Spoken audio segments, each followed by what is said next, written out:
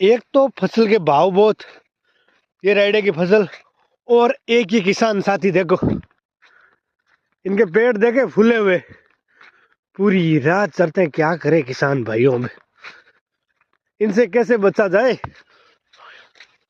एक तो सरकार बहुत हेल्प कर रही है, 150 की यूरिया 300 में, 600 की डीएपी 1200 में, 5 लाख का ट्रैक्टर 10 लाख में, और डीजल पेट्रोल 50 का 100 में, और ऊपर से इनका साथ, तभी तो किसान मजे में है देखो। तो इनसे कैसे निपटा जाए किसान साथियों, कमेंट में बताइए, और वीडियो को शेयर कीजिए, like comment share and subscribe जरूर कीजिए।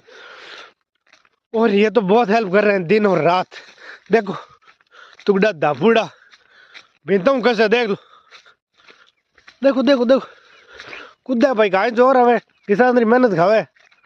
अरे भाई बार देख दे धान चारो।